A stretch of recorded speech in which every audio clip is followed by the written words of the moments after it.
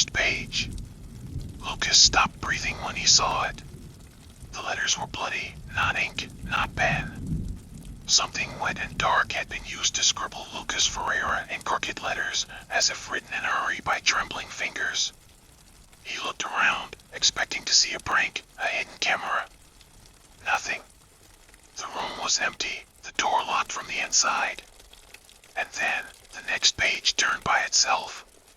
A shiver ran down his spine as words began to appear on the paper, as if an invisible hand were writing them in real time. Today, at 3:37 p.m., you will see a man in red dye.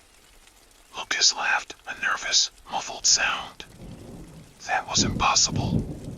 But the clock read 3:21 p.m., and a part of him couldn't ignore the butterflies in his stomach. At 3:35 p.m., he left the apartment, determined to prove the notebook wrong.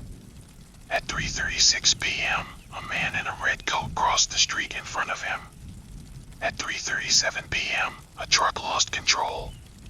The impact was so fast that Lucas didn't even hear the scream. He only saw the body being dragged along, the dark red blending with the coat. His knees felt weak. When he returned to his room, the notebook was open again. New words were slowly forming as he watched, mesmerized. Now you believe. Tomorrow, it will be worse. And below, in even more disturbing letters, don't try to get rid of me. That night, Lucas threw the notebook into the building's incinerator. He watched the flames consume each page. But when he returned to his apartment, it was there. Whole. On the bed. And this time, the message was more far-reaching. More personal. Your mother always hid what happened to your brother, didn't she? Tomorrow, you'll find out. And you'll scream like he screamed. Lucas swallowed hard. His brother had disappeared when he was 6. No one knew about the screams. No one except the ones who were there. The notebook knew. And he wouldn't stop until he told everything. The end, or just the beginning. The notebook that writes itself, Part 2, The Price of Truth. Lucas woke to the sound of pages being turned. His heart stopped when he saw the notebook open on his chest, as if someone had been reading it while he slept. The page now showed a meticulous list. 1. 7:15, coffee will spill on your white shirt. 2. 8:30, you will see a dead crow on the sidewalk. 3. 9:45, she will tell you the secret about your brother.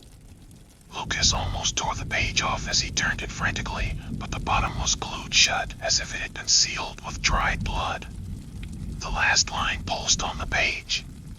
But you will wish you had never found out. The day passed like a nightmare.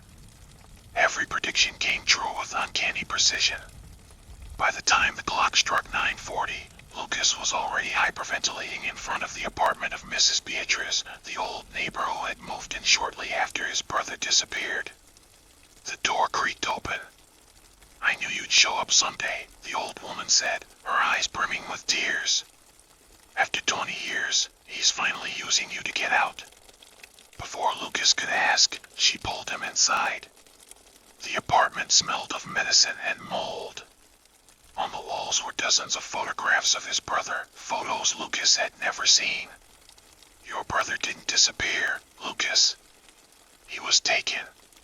By the same notebook you have now. Beatrice told him how the notebook had belonged to her brother first. How the predictions had started out harmlessly, until one night he wrote a question he shouldn't have. What happened to the girl from the street behind? That same night, Lucas's brother disappeared. And in the notebook, in letters that weren't his own, appeared the answer. Now you're going to find out for yourself.